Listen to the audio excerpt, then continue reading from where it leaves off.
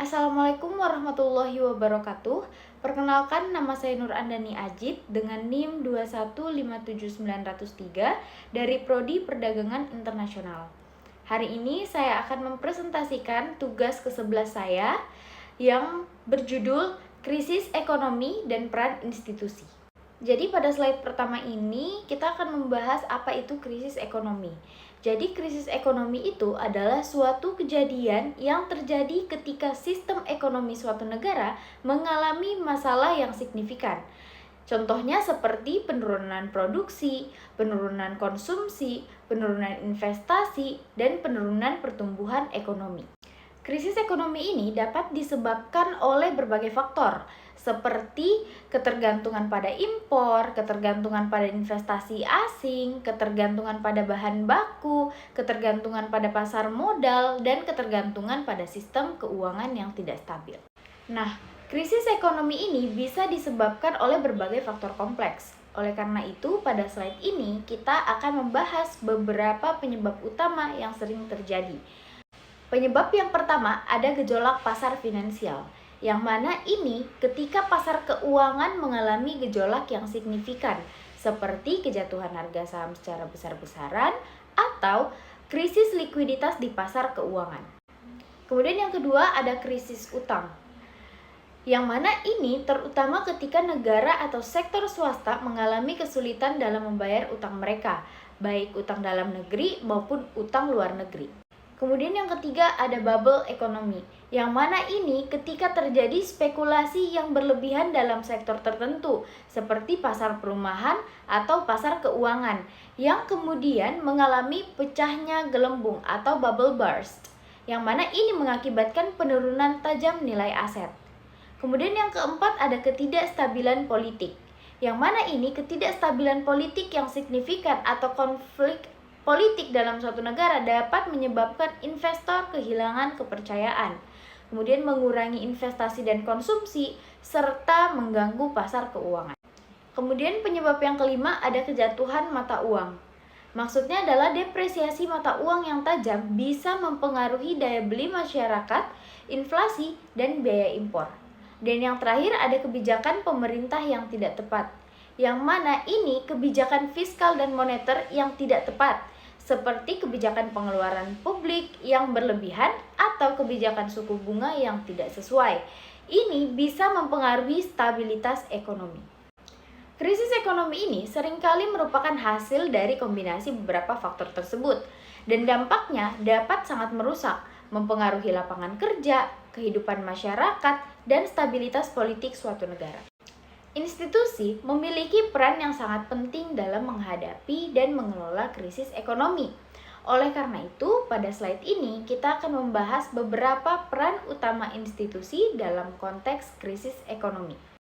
Peran yang pertama ada pengatur dan pengawas pasar keuangan. Maksudnya adalah institusi seperti bank sentral, otoritas pasar modal, dan lembaga keuangan lainnya memiliki peran penting dalam mengatur dan mengawasi pasar keuangan. Mereka bertanggung jawab untuk memastikan kestabilan dan integritas pasar finansial, serta mencegah terjadinya spekulasi berlebihan dan perilaku tidak sehat lainnya yang bisa menyebabkan krisis. Kemudian peran yang kedua ada kebijakan moneter dan fiskal. Bank sentral memainkan peran kunci dalam menetapkan kebijakan moneter yang tepat, seperti menentukan suku bunga dan mengelola pasokan uang. Selain itu, pemerintah melalui kebijakan fiskalnya juga memiliki peran dalam respon krisis, misalnya dengan stimulus ekonomi atau kebijakan pengeluaran yang dapat memperbaiki aktivitas ekonomi. Peran yang ketiga adalah perlindungan konsumen dan investor.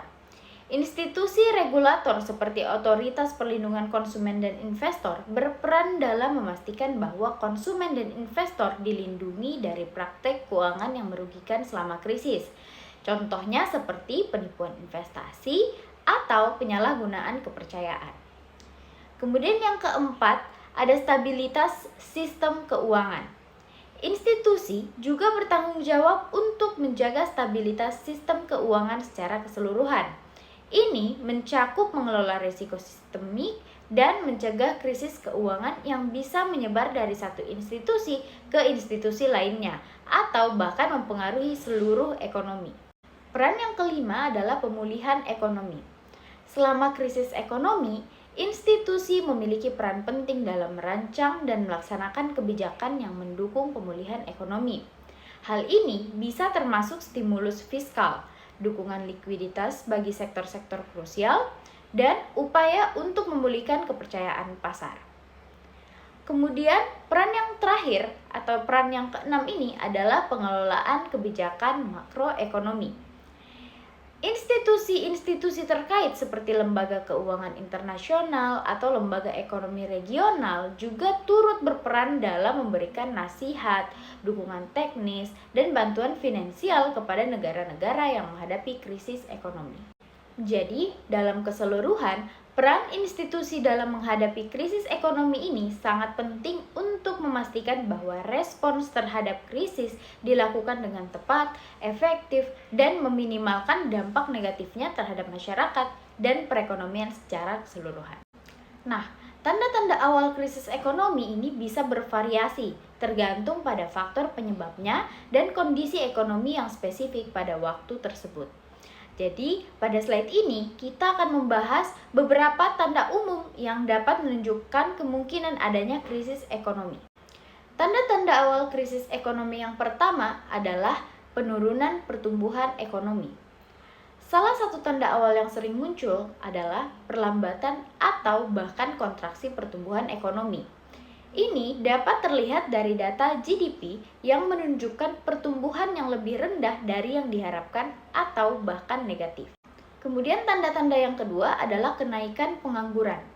Jika jumlah pengangguran meningkat secara signifikan dalam waktu singkat, hal ini bisa menjadi indikasi adanya penurunan aktivitas ekonomi yang luas. Kemudian tanda-tanda yang ketiga ada gejolak di pasar keuangan. Volatilitas yang tinggi atau penurunan tajam di pasar saham, obligasi, atau pasar mata uang bisa menunjukkan bahwa investor sedang mengantisipasi resiko ekonomi yang lebih rendah. Tanda-tanda yang keempat ada krisis sektor keuangan. Ini ketika lembaga keuangan mengalami tekanan seperti peningkatan besar dalam jumlah pinjaman macet atau non-performing loans, atau ketidakmampuan lembaga keuangan untuk memenuhi kewajiban keuangan mereka. Ini bisa menjadi tanda awal krisis keuangan yang lebih besar. Tanda-tanda yang kelima ada defisit anggaran yang membengkak. Defisit anggaran yang meningkat secara tajam bisa menjadi sinyal bahwa pemerintah mengalami kesulitan untuk membiayai belanja publiknya, yang mana dalam beberapa kasus ini dapat memicu krisis keuangan yang lebih luas. Kemudian yang keenam, ada kenaikan tingkat bunga yang signifikan. Kenaikan suku bunga yang tiba-tiba dan besar-besaran bisa mengindikasikan bahwa pemerintah atau bank sentral sedang berusaha untuk mengendalikan inflasi atau menghadapi tekanan ekonomi yang signifikan. Nah, tanda-tanda ini seringkali muncul secara bersamaan atau berurutan, dan perlu diingat bahwa satu tanda saja tidak selalu menunjukkan adanya krisis ekonomi. Namun, kombinasi beberapa tanda ini dapat memberikan indikasi yang kuat tentang kondisi ekonomi yang memburuk dan memungkinkan tindakan pencegahan atau respon yang tepat dari institusi-institusi terkait. Nah, pada slide terakhir ini kita akan membahas beberapa contoh krisis ekonomi yang pernah terjadi di Indonesia. Yang pertama, ada krisis ekonomi pada tahun 1997 sampai dengan 1998. Krisis ekonomi ini disebabkan oleh ketergantungan pada utang luar negeri yang tidak terkendali, inflasi yang tinggi, dan kegagalan sistem keuangan. Krisis ini menyebabkan penurunan PDB, penurunan nilai tukar rupiah, dan meningkatnya pengangguran. Kemudian krisis yang kedua ada krisis ekonomi pada tahun 2008 sampai dengan 2009. Krisis ekonomi global pada tahun 2008 sampai dengan tahun 2009 ini berdampak pada perekonomian Indonesia. Krisis ini disebabkan oleh ketergantungan pada ekspor, penurunan investasi, dan penurunan konsumsi. Yang mana krisis ini menyebabkan penurunan PDB, penurunan nilai tukar rupiah, dan meningkatnya pengangguran. Krisis yang ketiga ada krisis ekonomi pada tahun 2013 sampai dengan tahun 2014.